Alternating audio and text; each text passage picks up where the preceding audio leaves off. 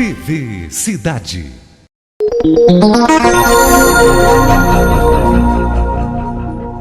Empresas e negócios fazendo nós hoje mais um esbravejo. Só para as pessoas relembrarem o que é o esbravejo, são aquelas coisas que acontecem no dia a dia das pessoas. Isso eu avoco a mim, obviamente, que é aquilo que eu vejo, né? Aquilo que eu sinto, que é, acho que a média até das que as pessoas sentem, né? Mas como tem o canal, então eu coloco no ar aqueles desconfortos, alguns elogios e alguns desconfortos que a gente sente no dia a dia, externalizando. Sabe o que é água mole em pedra dura, tanto bate até que fura, né? Então vai batendo, vão conversando e de repente as coisas podem ir mudando.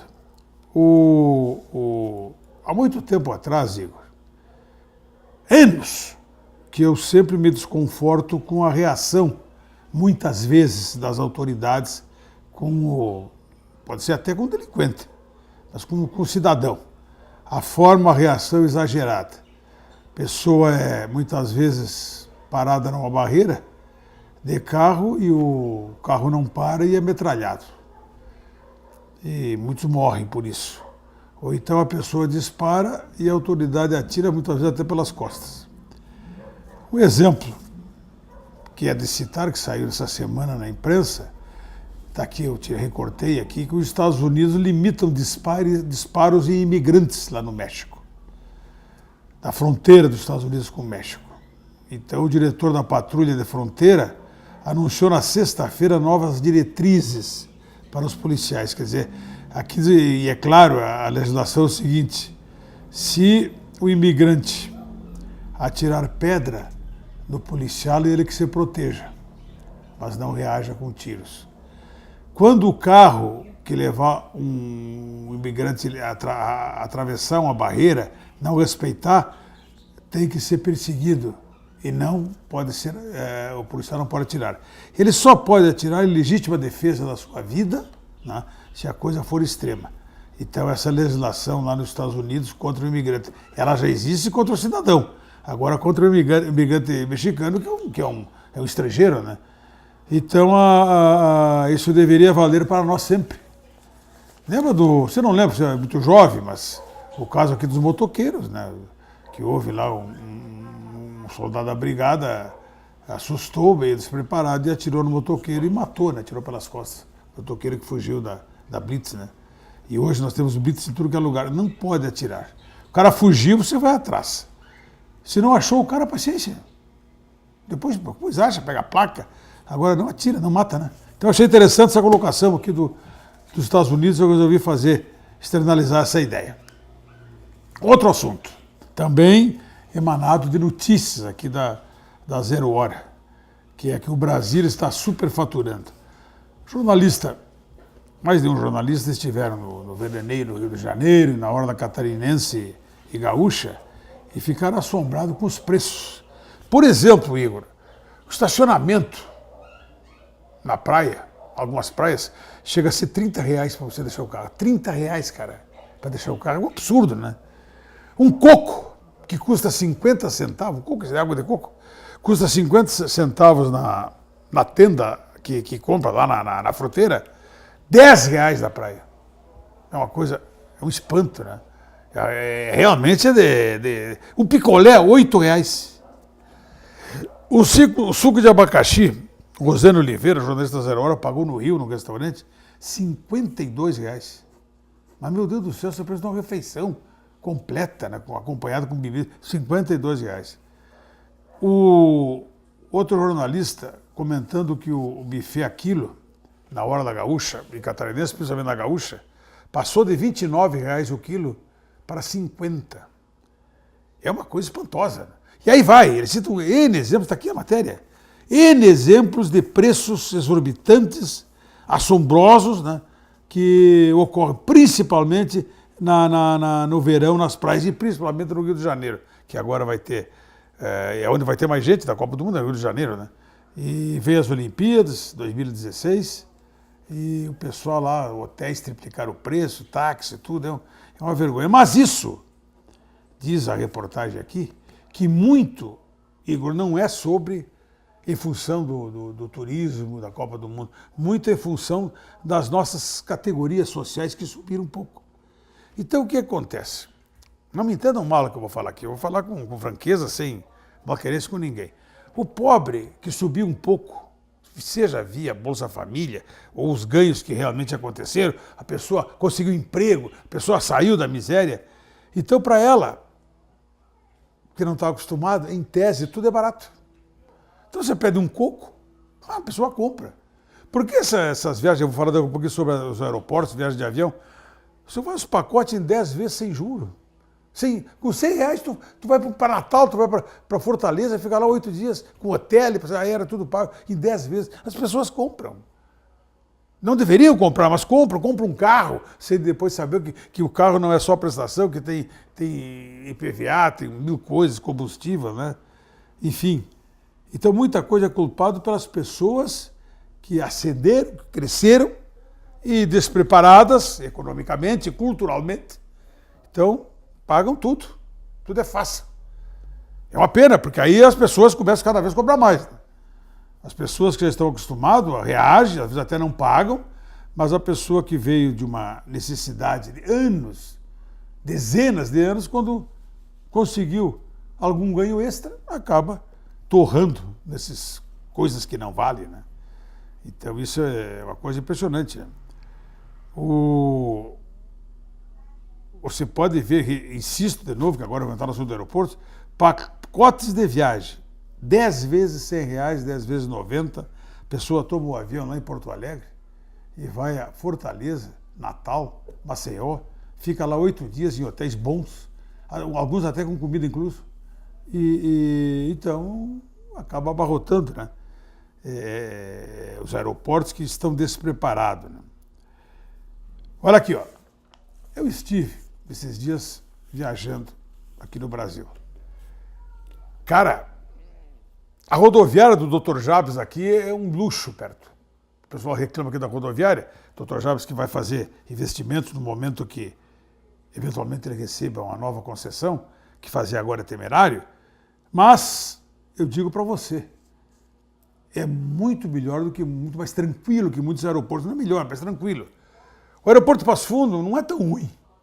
Ruim são os aeroportos de Porto Alegre, Viracopos, Recife, Natal, com estrutura moderna, porém com milhares e milhares e milhares de pessoas viajando. Não tem avião, não tem espaço para você sentar, não tem cadeira. Aqui em Porto Alegre, no guichê da Azul, Igor, quando eu cheguei agora semana passada, eu não sei se tinha 300 a 400 pessoas, a fila do guichê da Azul saía porta fora do aeroporto Salgado Filho, ia lá no estacionamento, pelo meio da rua, aquela fila de gente. Uma coisa impressionante, né? Então isto é o excesso de pessoas viajando e o governo não preparou a estrutura aeroportuária. Então, muita gente viajando é ótimo, viajando é ótimo. Que bom que as pessoas com menor cidade estão conseguindo viajar. Agora, tem que ter estrutura, tem que ter aviões, meu Deus do céu. E outra coisa, pobreza, não é sinal de sujeira, vivia dizendo isso, não é, doutor? O cara ser pobre, mas limpo. Então você vê cada coisa nesses aeroportos, meu Deus do céu, camisa de física, sabe, bermuda rasgada. É uma pena, é lastimável o que você vê de pessoas. Aí você diria, mas você está falando de ser elitista. Não. Repito, falta de dinheiro, pobreza. Primeiro que não teria que estar no aeroporto, mas se já está lá, tem que ser limpo, né? Os aviões lá do Nordeste dá pena. Dá pena. Você entra lá, realmente dá pena. Então, por isso que eu digo, a rodoviária aqui de Passo Fundo é muito melhor, mais tranquilo, pelo menos, do que muitos aeroportos renomados do Brasil. Porque aqui você chega lá, espera chamar do ônibus, entra ali, embarca e viaja. Lá não é assim. Atrasa, esperando o passageiro que atrasou. É uma coisa, é por demais o troço. Viracopos, em Campinas, que é considerado o melhor aeroporto do Brasil, uma vergonha. A quantidade. Você não consegue se mexer, Igor. Você no banheiro, entra em fila para ir no banheiro. Tinha que ter 20, 30 banheiros, não tem estrutura. Né? E o preço, né? Você paga aqui para ir a Porto Alegre em promoções, menos do que a passagem de ônibus. Né? Então as pessoas vão de avião para viajar. Está errado. Não é assim que deveria funcionar. É uma pena. Não quero que levante os preços das passagens, mas tem que ter uma coisa equânime. O número 25 vem depois do 24. O 24 depois do 23, tem que ter uma escala. Se eu tenho a passagem de ônibus a 60, eu não posso ter de avião a 40. Não pode. Está errado, algo está errado. Então eu acho que tem que ser visto isso aí. Eu vou encerrar esse primeiro bloco, Igor, e vamos voltar com o bloco seguinte também com algumas colocações importantes sobre esses esbravejos do Empresa e Negócios que eu tenho, sou forçado a dizer. Felizmente tem esse canal para me dizer. Acho que muitas pessoas gostariam de estar aqui no meu lugar também esbravejando. Retornando em seguidinho.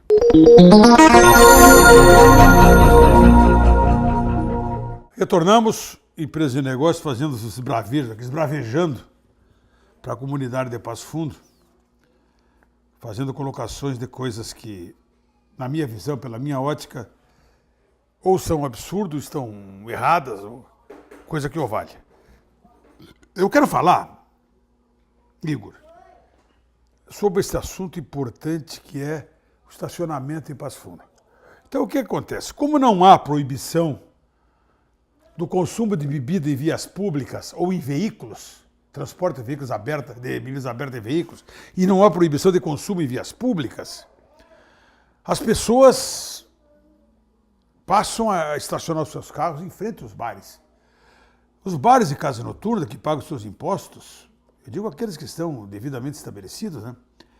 Eles acabam, as pessoas, os jovens e não jovens, enfim, ficando na frente ali, centenas de pessoas bebendo, fazendo algazarra, fazendo xixi na rua, né?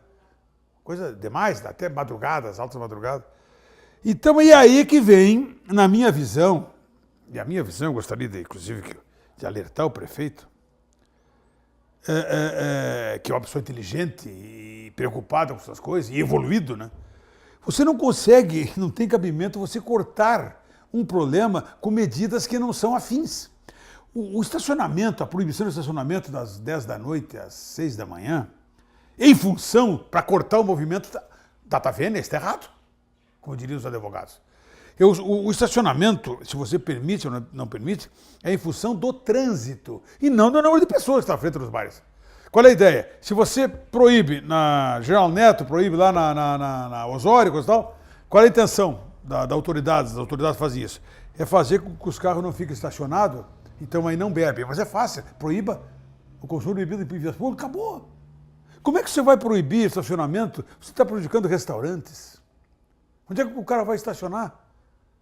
O bar, o cara entrar dentro de um bar, onde é que vai estacionar o carro? Mais ainda, e o seu amigo, Iro, que vai na sua casa lhe visitar, que vai lá jantar na sua casa, não pode. Ele não pode estacionar na frente. Está errado. Eu acho que tem que achar as outras formas. Está lá na Câmara essa lei para ser votada. Não pode você tratar um assunto para corrigir outro. Bom, uma vez um louco lá já disse, se você não quiser acidentes de veículos nos feriadão, proíba o tráfego nas estradas. Está resolvido. Acidente zero. Não tem nenhum veículo andando, só ônibus. Aí, beleza. Não tem cabimento, né? Então eu acho que isso aqui tem que ser revisto. O negócio está na proibição do consumo de bebida em vias públicas. Aí o cara, para beber, ele tem que entrar no restaurante ou ele tem que entrar no bar e consumir lá dentro. Aí disse um amigo meu esses dias, mas ele vai consumir no automóvel. Não pode. É a mesma coisa. Ou dentro do automóvel não pode ter bebida aberta, só lacrada. Então é fácil. Tem centenas de municípios no Brasil com grande sucesso que adotaram isso. E centenas de países, sempre os mais desenvolvidos, que é proibido. Proibido. Estados Unidos inteiros, países do primeiro mundo. Aí você diria, pô, nós não temos que seguir os Estados Unidos? Claro que temos. Tu quer que siga quem? O Paraguai? Nós temos que seguir países de altamente desenvolvidos. Os exemplos, não vamos nós querer reinventar a roda. A roda já foi inventada há milênios, né? Então não tem, aquilo ali, a roda é redonda, não tem maneira. Eu vou inventar uma roda, mas já está inventada, meu Deus do céu. Então, essas coisas que irritam a gente, né? Outra coisa que eu vou, semana que vem ou na outra semana, vou procurar entrevistar o secretário da Fazenda, que é o Bedin, que é amigo meu, pessoa competentíssima, né? Sobre os alvarás. O alvará, eu entendo, de novo, da Tavênia, eu entendo que alvará da prefeitura é se a pessoa está legal. Estou legal no sentido seguinte, tributário, a firma existe, está registrada. Aí eu vou lá, pago o imposto para abrir, é o tributo. Pago lá uma taxa, abro meu estabelecimento de janeiro a dezembro. E recebo um papel lá que me autoriza a fazer isso. Depois do acidente da Boate Kiss, na Santa Maria, mudou os critérios. Aqui em Passo Fundo, para você obter o alvará, ele é concomitante com o dos bombeiros. Então, se o alvará dos bombeiros, presta atenção, o alvará começa a ser 1º de janeiro e termina 31 de dezembro. Olha o exemplo. Se na sua casa, no seu local de trabalho, seu bar, seu restaurante, sua casa noturna, terminar dia 11 de janeiro, ou vencer o alvará que tem que ser renovado, a prefeitura só terá alvará por 11 dias. De 1º a 11, esperando os bombeiros. Ora, o Corpo de Bombeiros, prestigioso órgão, competente órgão, não pode estar regrando e norteando o alvará do Poder Público Municipal. Que isso? Salvo o melhor juízo. Vou entrevistar o secretário para que ele, obviamente, deve ter argumentos para me dizer que a lei é assim. Para mim, só se a lei for mesmo. Eu acho muito esquisito. Muito esquisito isso. Acho que o alvará da prefeitura é uma coisa legal da funcionalidade tributária daquela casa. Está tudo em ordem, dá alvará, paga a taxa, enfim. Igor, para nós encerrar, não sei qual é o nosso tempo, eu quero fazer uma colocação aqui política. Agora, com 50 anos da Revolução, que não é a comemoração da Revolução, né? Foi o fato que não vai se comemorar, né? Então, o que acontece? Jango, João Belchior Marques Goulart, que era o presidente, ele foi deposto pela Revolução e foi taxado pelos militares todos e pela direita, principalmente de São Paulo, lá, coisa e tal, como um homem incompetente, despreparado, comunista, um monte de coisa. Por isso teria sido feita a Revolução. Ninguém podia contestar na época. Hoje a coisa está mais clara para o Brasil. Nós, rio-grandenses e samborgenses, principalmente como eu, que é a terra do Jango, sabíamos. Jango foi sempre um homem íntegro, competente, sério, inteligente, negociador, flexível, com ideias moderníssimas para o Brasil. Cercado de pessoas muito competentes, Walter Moreira Salles, banqueiro, seu ministro, Darcy Ribeiro, Celso Furtado, e aí adiante. Pessoas de alto gabarito que estavam lhe auxiliando na sua administração. Aí, como ele tinha ideias, claro que teve alguns erros políticos, fazia aquela reunião lá com os cabos da Marinha, que foi um absurdo, ninguém infalível. Porém, um homem competente, hoje reconhecido. Felizmente, hoje é reconhecido a sua competência. Ele foi deposto, nunca foi comunista, e competente. Este foi João Belchior Marques Goulart. Uma pena ter sido deposto, não poder ter conseguido realizar, porque o Congresso brecou, a direita radical brecou. Outra coisa, Igor, não concordou em resistir em Porto Alegre. Com alguns generais ali, o Almirante Aragão, o General Assis Brasil, generais da sua confiança, que queriam que ele resistisse. Ia ser um derramamento de sangue, um banho de sangue no país. E não venha me dizer que, só porque os Estados Unidos estavam com a sua frota lá, que a Revolução já estava ganha para o revolucionário. Não é bem assim, não. Porque o povo, provou depois, não estava. Na sua grande maioria, era democrata e acreditava no Jango. Ele não quis, por cidadania e por respeito e por ser uma pessoa íntegra, romper com Leonel Brizola, com Miguel Arraes, que eram seus aliados políticos, né? E só para se manter no governo. Então eu quero fazer esse registro aqui, em Passo Fundo, eu que sou samborgense, como Jango, hoje reconhecido, 50 anos levou para as pessoas reconhecerem as suas condições de competência e simpatia e flexibilidade. Negociador. Esse era Jango. Feito esse registro, Igor, eu sempre te digo para você que eu termino o programa irritado. Né? Eu começo a falar as coisas que começam a me irritar. Como eu sou um cidadão que não posso ficar muito irritado, até pela minha estrutura aqui e pela idade, eu tenho que ficar mais calmo. Retornamos Empresa de Negócio na próxima semana.